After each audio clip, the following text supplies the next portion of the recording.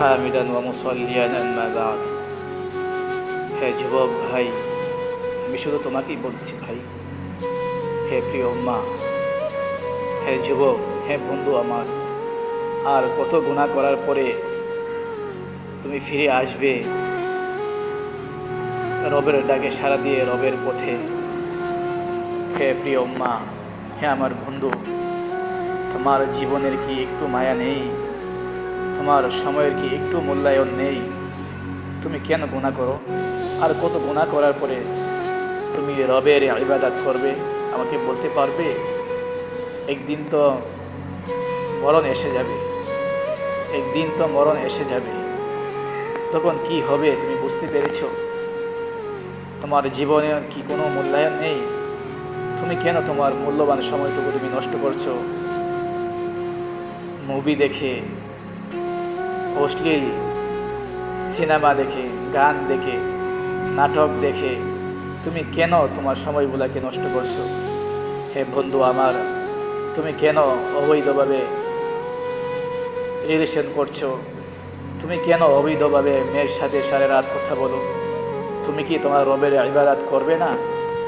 তোমার কি একদিন মরণ হবে না? তুমি কখন আর ইবাদত করবে?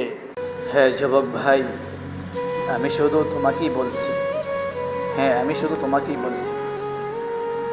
তুমি কি চিন্তা করেছো যে তুমি যখন মায়ের গর্ভে ছিলে, কে তোমার আপন ছিল? ওই সময় তো তোমার আপন ছিল একমাত্র আল্লাহ তাআলা। যে আল্লাহ তাআলা, তুমি যখন মায়ের গর্ভে ছিলে তখন তোমার রিজিকের ব্যবস্থা করেছে। তুমি যখন দুনিয়াতে এসেছো তখন সেই ছোট্টবেলা খেয়ে তোমার রিজিকের ব্যবস্থা করেছে। মায়ের বুকের দুধের ব্যবস্থা কে করেছে? তিনি হচ্ছে আল্লাহ। আল্লাহ সুবহানাহু ওয়া তাআলা। এক এক করে তুমি আস্তে আস্তে ধীরে ধীরে বড় হতে লাগলে। যখন তুমি বড় হয়ে গেলে তখন তুমি আল্লাহকে ভুলে গেলে না? আল্লাহ তাআলা কি তোমার প্রতি দয়া করে নাই? আল্লাহ তাআলা তোমাকে কত সুন্দর করে সৃষ্টি করেছে, তোমার কত সুন্দর চেহারা দিয়েছে। তুমি যতই কালো হোক না কেন, তুমি যতই কালো হও না কেন, আল্লাহ তাআলার কাছে তো তুমি সব থেকে বেশি সুন্দর। আল্লাহ তাআলা তো বলতেছেন, লাকাদ খালাকনাল ইনসানা ফি আহসানি তাকওয়িম। আমি যা সৃষ্টি করেছি অবশ্যই আমি সব থেকে বেশি মানুষকে বেশি সুন্দর রূপে আমি সৃষ্টি করেছি। আল্লাহ তাআলা আমাদেরকে কত সুন্দর করে সৃষ্টি করেছে, কত সুন্দর যৌবন দিয়েছে।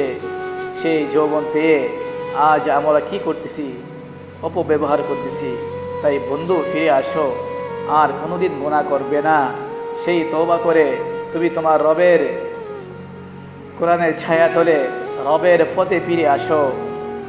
আজ যৌবন পেয়ে তুমি যে অপব্যবহার করতেছো, একদিন তো সেই যৌবন শেষ হয়ে যাবে। তখন তোমার কি হবে? যখন তোমার মরণ হয়ে যাবে তখন তোমার কি হবে?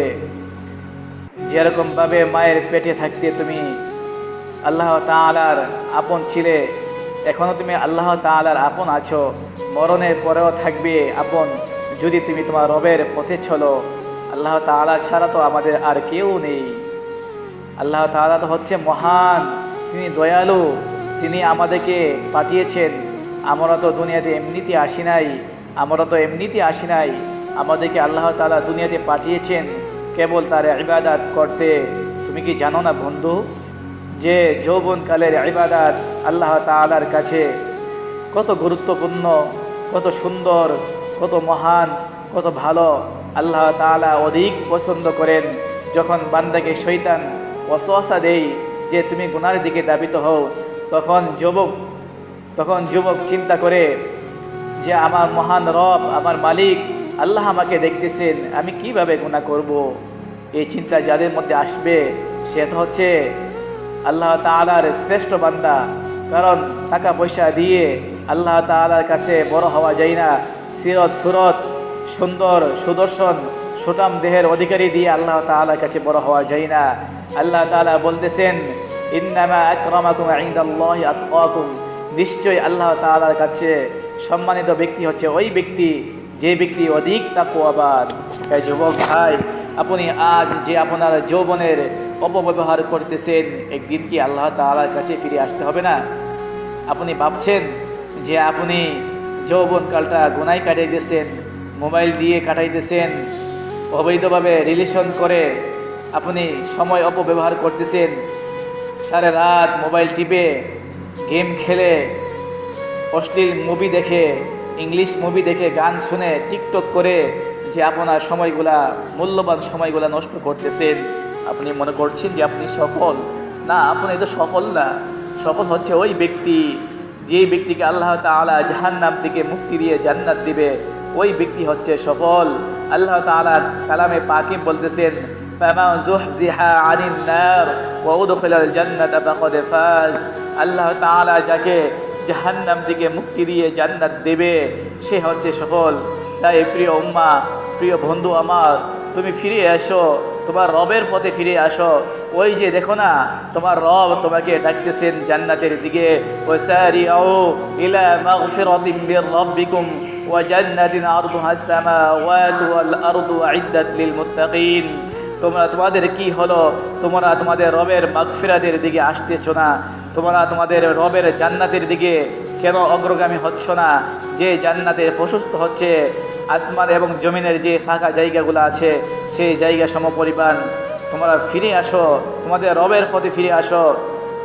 তোমরা কি জানো না, তোমাদের যে বয়সটা ছিল, সেই বয়সে তো মুহাম্মদ বিন কাসেম, যিনি বয়স মাত্র 17 বছর ছিল, তিনি সিন্ধু বিজয় করেছিলেন। মুহাম্মদ বিন কাসেম, যার বয়স মাত্র 17 বছর ছিল, তিনি সিন্ধু বিজয় করেছে। তাদের উদ্দেশ্য চেতনা কি ছিল? তাদের উদ্দেশ্য চেতনা ছিল আল্লাহর জমিনে আল্লাহর হুকুমত প্রতিষ্ঠা করা। আজ আমাদের কি উদ্দেশ্য হয়ে গেল? আজ ইহুদি খ্রিস্টান আমাদের হাতে মোবাইল দিয়ে আমাদেরকে দুনিয়ার মধ্যে আসক্ত করে, তারা আমাদের ইসলাম ধর্মকে, তারা ইসলামকে নিঃশেষ করে দেওয়ার জন্য, মুসলমানকে ধ্বংস করে দেওয়ার জন্য সকলে এক প্ল্যাটফর্মে চলে এসেছে। সমস্ত কুফরে মিল্লাত একটি প্ল্যাটফর্মে চলে এসেছে আমাদের মুসলমানদেরকে ধ্বংস করে দেওয়ার জন্য। তাদেরই সেই তৈরি কিন্তু বস্তু আমরা ব্যবহার করতেছি।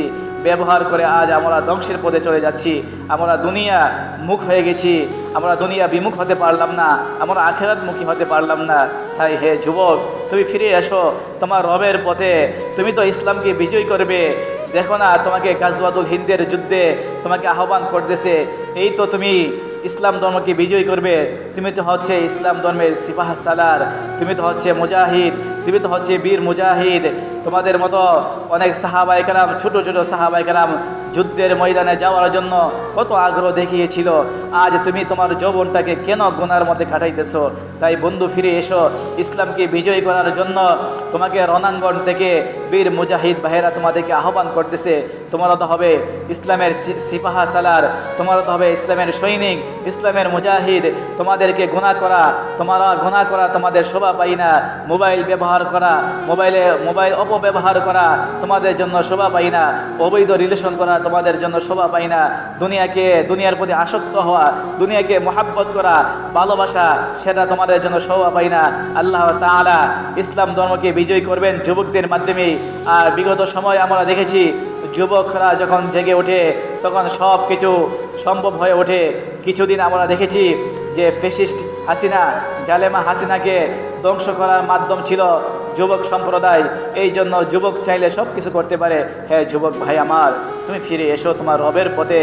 তোমার রব তোমাকে জান্নাতের দিকে ডাকতেছে। তোমরা ফিরে এসো জিহাদের ময়দানে।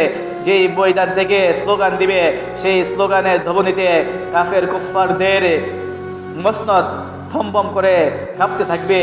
এই জন্য তুমি ফিরে এসো তোমার রবের পথে। আর তোমার মূল্যবান সময় তুমি গুনার মধ্যে কাটাইবে না। তুমি ফিরে এসো তোমার রবের পথে, তুমি ফিরে এসো কোরআনের পথে, তুমি ফিরে এসো তোমার নবী মুহাম্মদ সাল্লাল্লাহু আলাইহি ওয়াসাল্লামের পথে। তুমি কি ভুলে গেছো যে তুমি একজন যোদ্ধা নবীর উম্মত? আমাদের নবী হচ্ছে নাবিউল মালহামা, আমাদের নবী হচ্ছে একজন যোদ্ধা নবী। সে যোদ্ধা নবীর উম্মত হচ্ছে তুমি। যে নবী ইসলামের জন্য সব কিছু ত্যাগ করেছেন, তোমাকেও ইসলামের জন্য সব কিছু ত্যাগ করতে হবে। তাই যুবক, তুমি ফিরে এসো তোমার রবের পথে।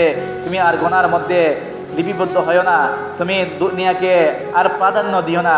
হ্যাঁ বন্ধু, আমি তোমাকেই বলছি, তুমি ফিরে এসো তোমার রবের পথে। তোমার রবের পথই হচ্ছে তোমার জন্য সফল কামের জন্য সঠিক রাস্তা এবং সঠিক পথ। তাই হে প্রিয় উম্মা, হে যুবক ভাই, হে আমার বন্ধু, তুমি তোমার রবের পথে ফিরে আসো, তুমি তোমার রবের ইবাদত করো। দেখো কত সুন্দর ইবাদত। জিবরাইল আলাইহিস সালাতু ওয়াস সালাম বলেন, ফেরেশতা, যে আমি 20টি ফুটাকে গণনা করতে পারি, কিন্তু যৌবনকালে যুবকের ইবাদত আমি গণনা করে শেষ করতে পারি না। তাই কারণ হাসরের ময়দানে আল্লাহ তাআলা বনি আদমকে 5টি প্রশ্ন করবে।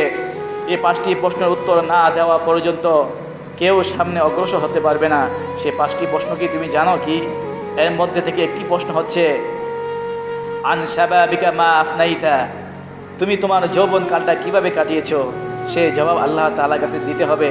হে বন্ধু আমার, তুমি একটু চিন্তা করো, ওই দিন রবের কাছে তুমি কি জবাব দিবে যখন রব জিজ্ঞাসা করবে যে আমি তোমাকে এত নিয়ামত দিয়েছিলাম, তুমি আমার নিয়ামতগুলা খেয়ে কি করেছো?